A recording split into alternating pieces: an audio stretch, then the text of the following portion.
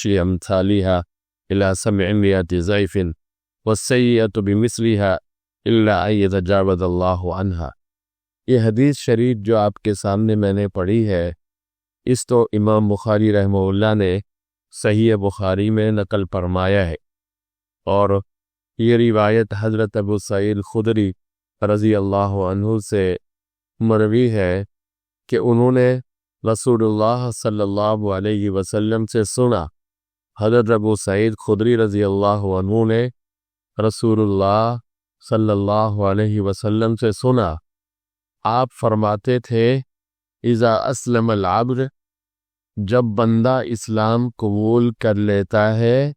فحسن اسلامہ، اور اس کا اسلام اچھا ہوتا ہے، یعنی اسے حسن اسلام نصیب ہوتا ہے، صرف نام کا اسلام نہیں بلکہ اس کا اسلام اچھا ہوتا ہے۔ یکفر اللہ عنہ کل سیئۃ کان زلفہا، تو جو برائیاں اس نے پہلے کی ہوتی ہے، یعنی جب وہ مسلمان نہیں تھا تو اس کی وہ جو زندگی تھی اس میں جو اس نے جو برائیاں کی تھی، تو اللہ تبارک و تعالی اسلام کی برکت سے ان سب برائیوں کو معاف کر دیتا ہے،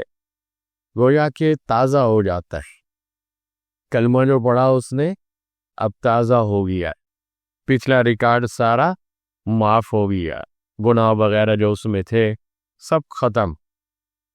وَكَانَ بَعْدَ ذَلِكَ الْقِصَاص، اس کے بعد اس کی نیکیوں اور برائیوں کا حساب یہ رہتا ہے، یعنی جب اس نے کلمہ پڑھ لیا، مسلمان ہو گیا، اسلام کے اندر اس کو حسن نصیب ہوا، تو پچھلی برائیاں تو ختم ہو گئی۔ اب کلمہ پڑھنے کے بعد، اسلام لانے کے بعد، اب ضابطہ یہ ہے کہ اگر نیکی کرے گا، الحسنۃ بعشر امثالها الی 700 ضعف، ایک نیکی پر 10 گناہ سے لے کر 700 گناہ تک ثواب دیا جا، کم از کم تو 10 تو ہے ہی، آدمی نے ایک نیکی کی تو 10 نیکیوں کا ثواب، اور اس میں جتنا بھی کیا کہتے ہیں اخلاص بڑھتا جائے گا تو اللہ تبارک و تعالی کی طرف سے اس میں مزید اضافہ ہوتا جائے گا، یہاں تک کہ ایک نیکی 700 گناہ تک ہو جائے گا، اس نے 700 نیکیاں کری۔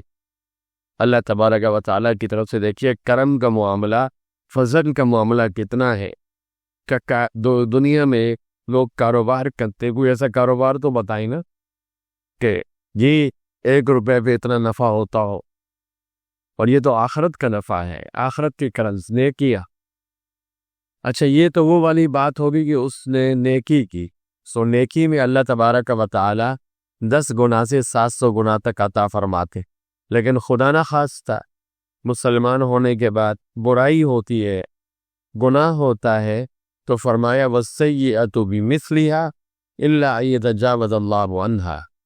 اگر اس سے گناہ ہوا تو برائی کرنے پر اسی ایک برائی کی سزا کا مستحق ہوتا ہے، ایک کا بدلہ ایک، یہ نہیں برائی ایک کی ہو تو زیادہ اس کے کھاتے میں برائیاں لکھ جائے، ایسا نہیں،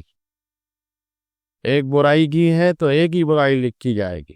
اور نیکیوں کے بارے میں آپ نے کیا سنا کہ اگر ایک نیکی کی تو کم از کم 10 نیکی اور 700 گناہ تک۔ اگر برائی میں ایسا نہیں ہے،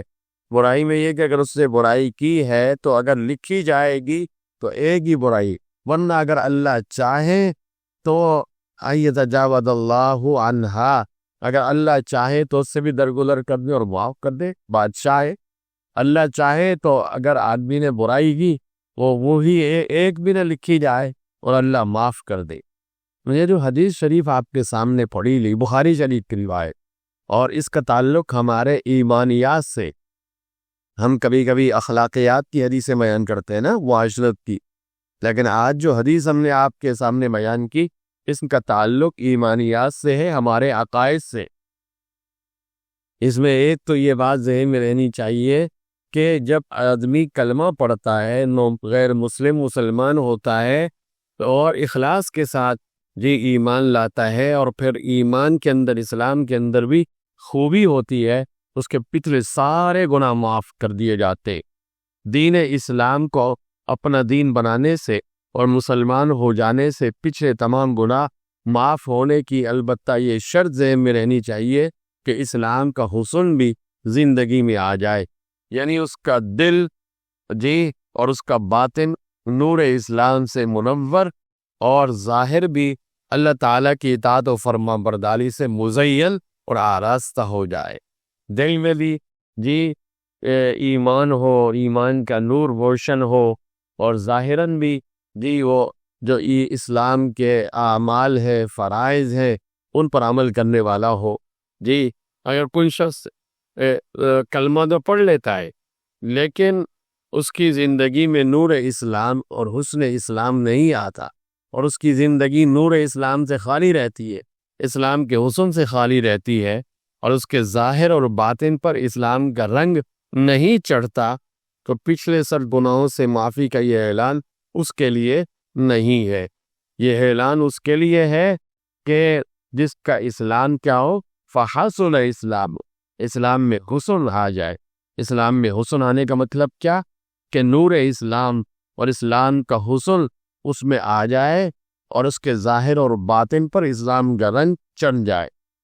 اور اسی طرح جو آگے آپ نے سنا کہ اگر ایک نیکی کرے گا تو 10 گنا سے 7 گنا تک تو دیے جانے کا اللہ تعالیٰ کی طرف سے انعامی قانون ہے، یہ بھی انہی لوگوں کے لیے ہے جنہوں نے اسلام کا کچھ حسن اپنے اندر پیدا کر لیا ہو۔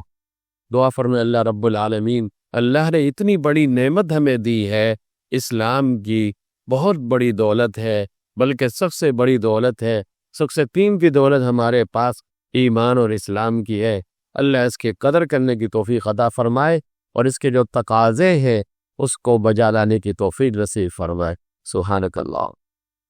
الحمدللہ۔